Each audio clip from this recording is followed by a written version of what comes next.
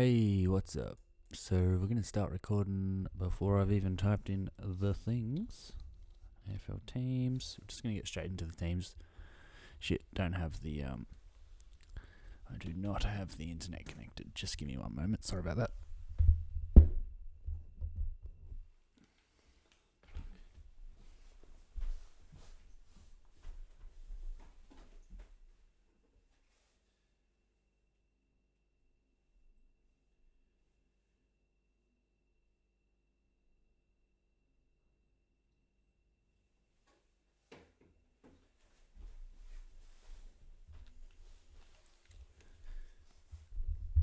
Okay, sorry about that. Seriously, I really am sorry. That sucks that I wasn't already kind of prepared. Just going to make sure we're all good and that the internet is going to connect.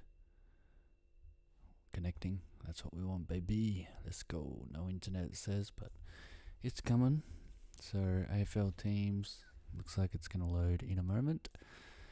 And the other thing is, of course, Supercoach. So I was going to get straight into the teams, but it looks like Supercoach is what's going to load first, if we're in luck. Anyway, would have to say that this week in particular was a really, really, really good week. So with the likes of Goldstein, Bailey Dale also brought it. All of the pods. Sam Walsh brought it.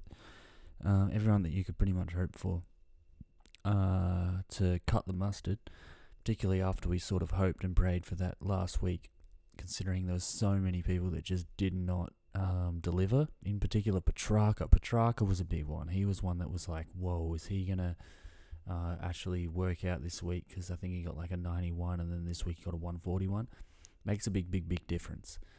He's 35% ownership these days, but at the end of the day, I tell you what, you just need all of those pods to deliver.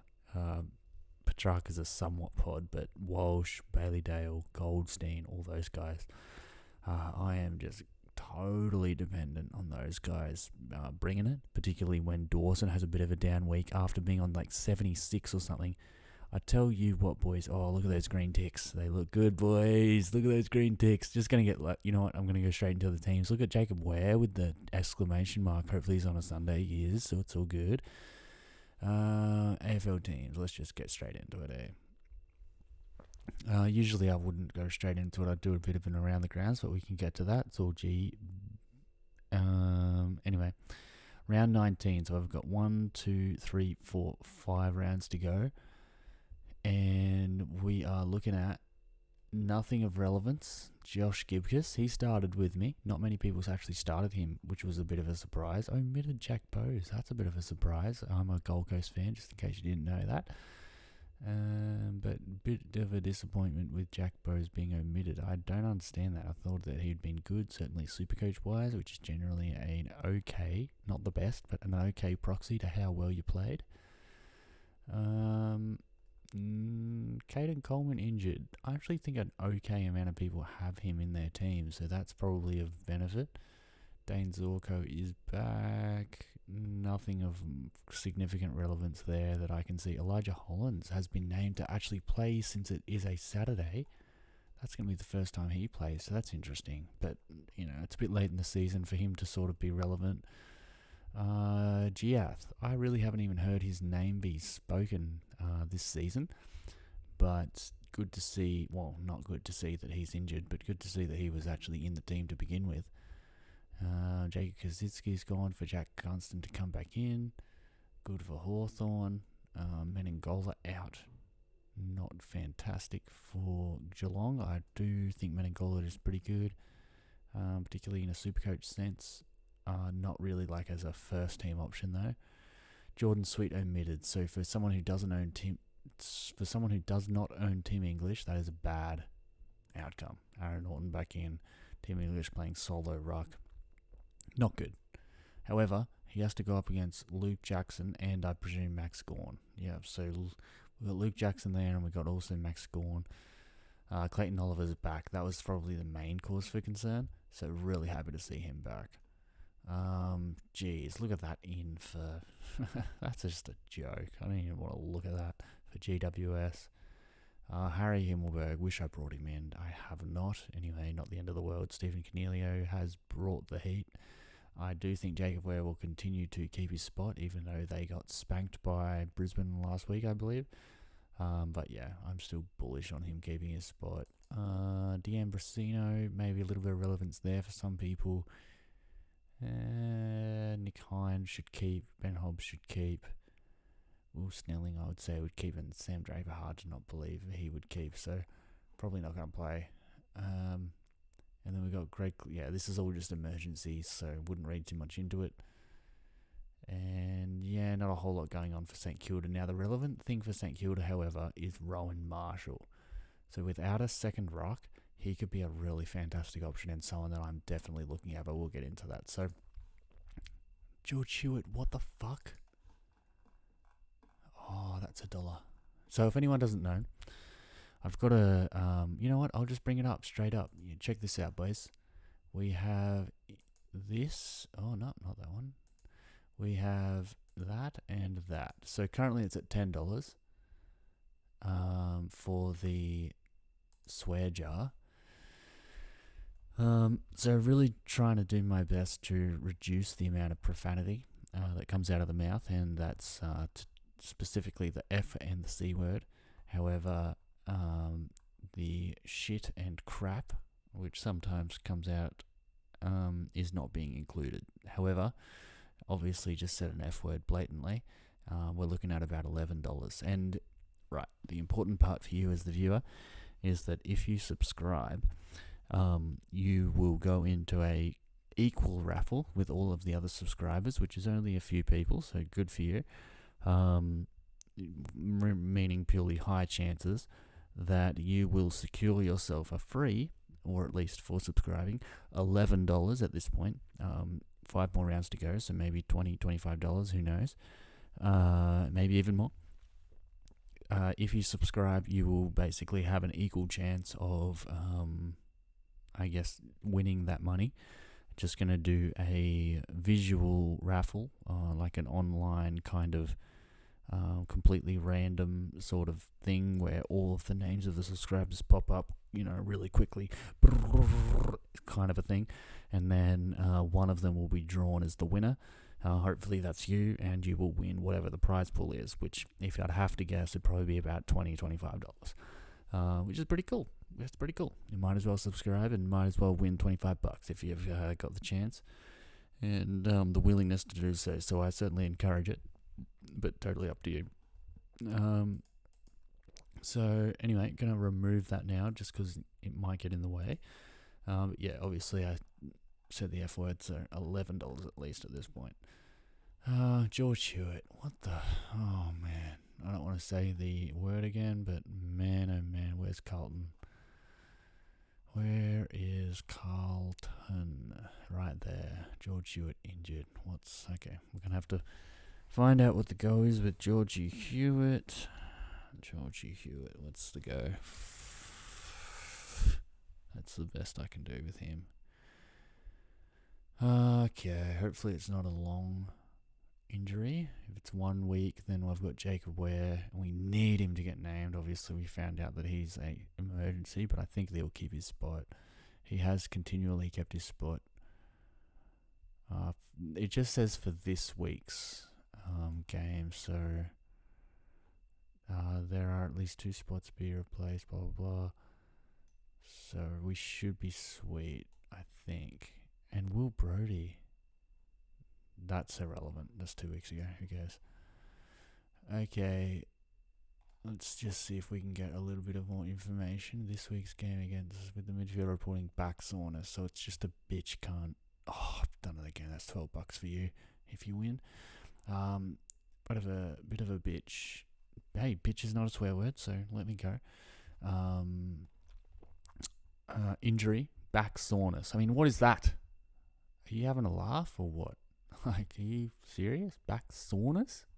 Mate, I need you to play. Oh well, at least it's not him and Hewitt, or I'd really be stuffed. Everyone else has a green tick. George Hewitt's out. Pretty much everyone has George Hewitt, so that could actually be a benefit to me. Who have GWS got? They've got Carlton. I don't totally hate it as an opposition. It'd be better to have West Coast or North Melbourne for Jacob Ware, but hey, look, not going to hate on it too much. I'm going to get straight into the actual score that I got, which is generally how I'll start the video, but things are going to run a little bit differently this week. Anyway, 2,500. Am I happy with that? The answer is yes. Yes, I am. It was a really, really good week. However, a lot of things went right, to be honest, and I was sort of hoping for a bigger rank jump, considering how well things went. In saying that, I did outscore all of No, I didn't outscore No, sadly, because he has Nick Dacos, which is just extremely rare, and he likes to say it's not lucky, but let's be real, it's a little lucky that he went 160 or whatever he went. Anyway, slightly under No by like 25 points, so who cares? 5 points better than JD, so didn't make up much ground, and then about 100 points or 75 points better than Supercoach George. So in terms of making ground on the big three, which is what I'll call them, the big fantasy take boys, not a lot of ground there, which is a bit disappointing. However, in the competition in general and the overall goal personally, which is to make top 1%, that means I need to be top 2K. And it gives us, 5.5 roughly K to make up over 5 rounds. And I've always said 1K a round. If I can just do 1K a round, we're happy with that. So about 824 over what you might consider to be the par for ranks jumped. And the big reason for that, as per the thumbnail, is big fat Todd Goldstein. So a lot of people have Tim English, and Tim English scored about a 50 and Todd Goldstein scored a 135. So one of my big concerns this year, firstly, I was one of the gangsters that brought in Tim English to begin with when I was like, yo, this guy's popping off. I got rid of Max Gorn in round 2 for Tim English, and Tim English scored like a 150 or something around there, and continued to do well until he got injured. He was injured for more than 2 weeks, so I was like, all right, I'm biting the bullet. I'm going to get rid of him. And then he sort of wasn't relevant because he was injured for a long time, actually, until he came in against West Coast, pumped him, got a 160, and everyone was like, yo, Tim English is the shit. We all got to pick him up. And then I sort of actually said, you know what? I think you need to cool your jets on Tim English. Everyone goes big against West Coast when they're without Nick Naitanui, when they're a ruck. And particularly when West Coast is absolutely terrible this year. I think that he might be a little bit overrated. And that seems to have been the case, or at least fair judgment to this point. So I was like, you know what? I'm not going to go Tim English, plus I didn't have the money. He was like 600k. I was like, I'm going to go Todd Goldstein. And Todd Goldstein has significantly outperformed Tim English, considering his concussion protocol, as well as the fact that he just put almost 100 points on him just this week. So anyway, Todd Goldstein, the 34-year-old animal, has been virtually the saviour of my season. We were hoping it to be Darcy Parish, but it turns out he's actually just got injured and was a dog shit choice. But whatever, we're moving on past Darcy Parish and many others that have led us to 2 trades left. And we have ended up with Todd Goldstein, 34-year-old steward of the game, as we've called him on multiple occasions, and he's absolutely popping off. So we're happy with that. Everyone else we're pretty much happy with. Bailey Dale, it was a choice between Bailey Dale and Doherty, as well as maybe about 12 or 13k. So in hindsight, we would have gone Doherty for sure. Very disappointed when we chose Bailey Dale. However, he made up maybe another 30 points or thereabouts this week. So we're very happy that he outperformed Doherty, and his run home is looking like he might actually not be totally terrible. So we've got Melbourne, whom he scored, he scored 116 against earlier this season. So they're not going to, no one's going to tag him except Sydney, which was a joke. I can't believe that was just terrible. That was the week I brought him in. Ryan Clark tags him, gets his worst score of the season. Very frustrating. But anyway, Melbourne, Geelong, he goes 113. Melbourne, he goes 116. Fremantle hasn't versed this season. GWS 87, but hopefully he can up that, and Hawthorn 110. So we're hoping that he can either go par or better than Doherty. Plus, he gives me that little bit of extra money when you never know when that's going to come in handy. Hopefully, it doesn't technically come in handy in terms of having someone in my team, particularly someone who's a pod, be injured. But yeah, if it's like a Patrick Cripps that gets injured, that would be great, or a Jaden Shaw that gets injured, just because I already want to move them on. They're terrible and they need to go.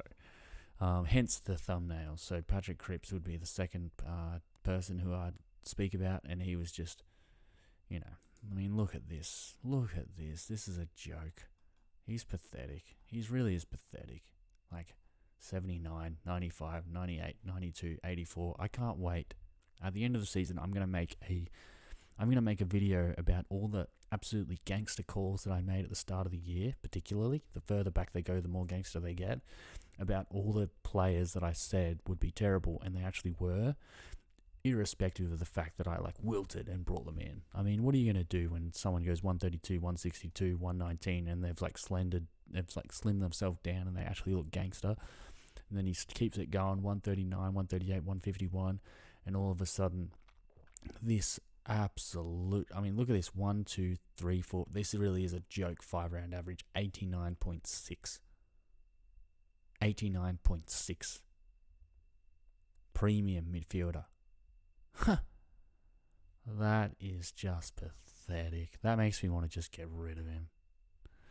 I'm tempted. I am tempted. If I didn't have 2 trades, he'd be gone.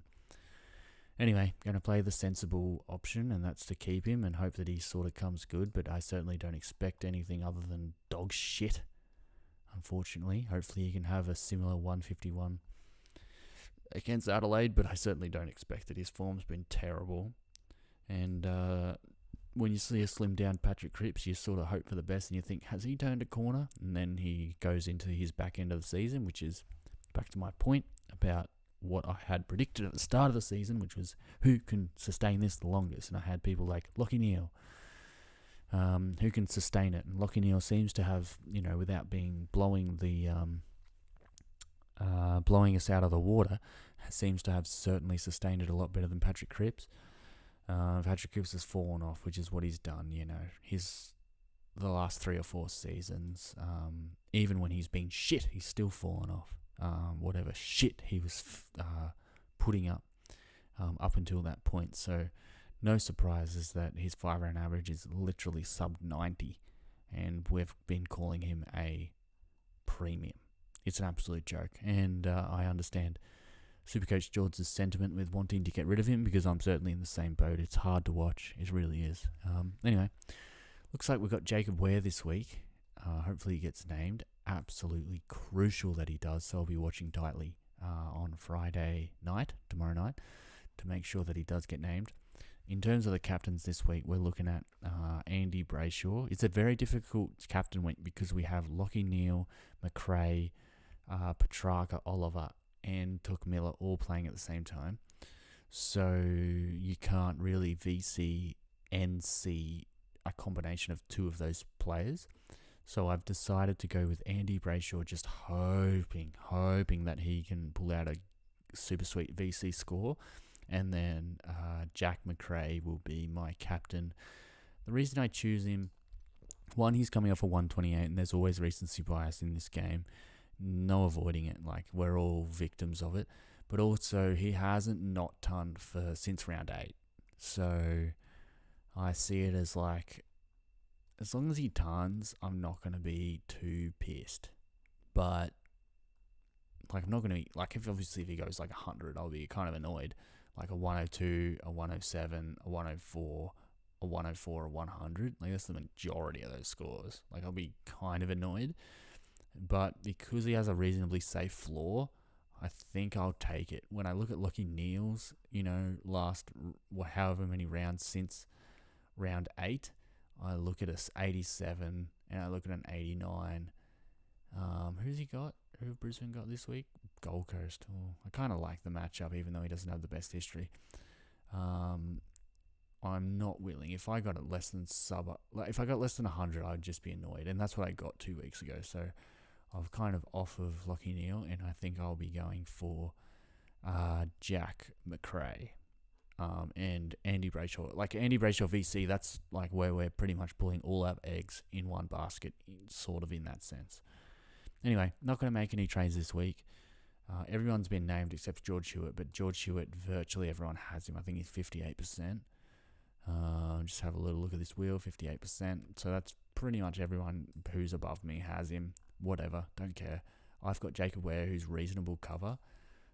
Be interested sort of to see Jacob Ware's. It's only 17%, so he'll probably be a pod overall. Going up against Carlton, I would say Brisbane was worse opposition.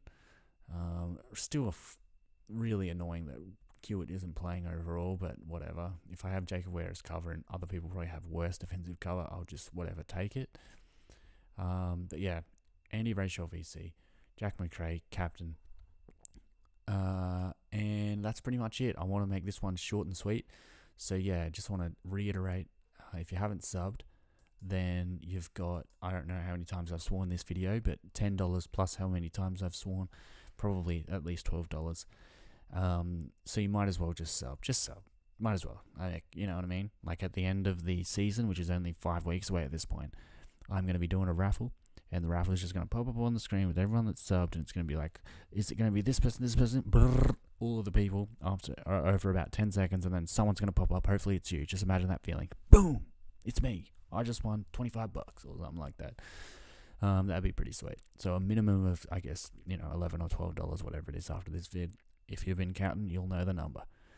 Anyway, gonna get rid of that, and it is currently on my clock 9:07. So that means I'm going to really quickly buzz over to next door, and we're going to watch the remainder of the Eels versus the Broncos. Hopefully it's a super sweet score. You know what? Let's check it out together. What's the score right now? Please be a good score. Please be a tight contest. Ooh, the Broncos are dominating. If I could have it one way, I'd probably have it that way as opposed to the other way. However, a bit disappointing that it's not a tight contest. Anyway, we're going to see what's happening with that. We're going to enjoy ourselves, and I hope that you guys enjoy yourself and the remainder of your week. And I wish you the best with your Supercoach teams.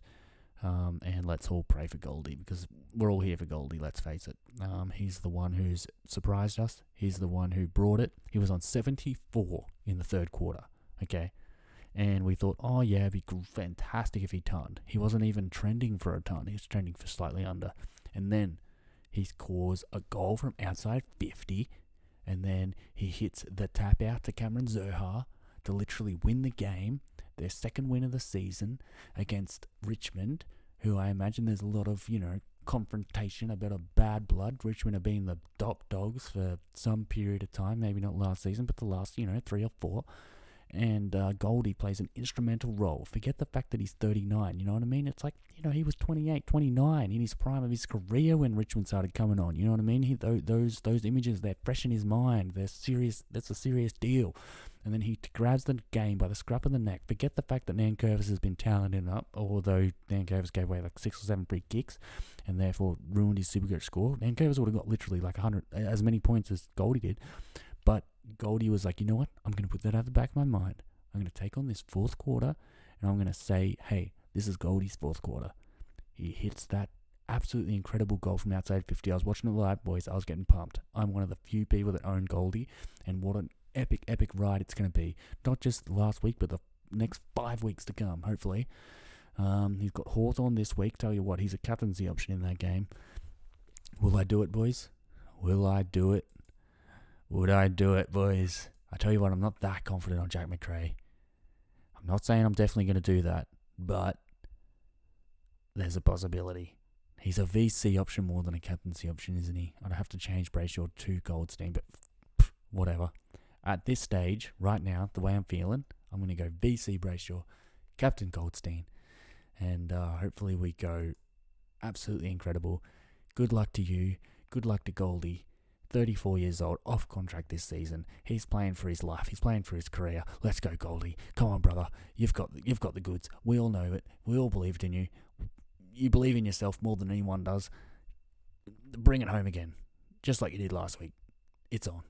Tap another one to Cameron Zohar to win the game. It's going to happen. Just watch. Hold on, North Melbourne. Quality contest. North Melbourne, two wins in a row. Good luck to whoever that coach is. Don't even know his name, but good luck to you, brother. And good luck to you, personally, the one watching this video. I hope you do a fantastic job this week and make some good and smart decisions around your captaincy, considering you're probably not making any trades. And we're all in the same boat there. That's how Supercoach goes, so well done. And wish you the best of luck. Till the next one, bye-bye.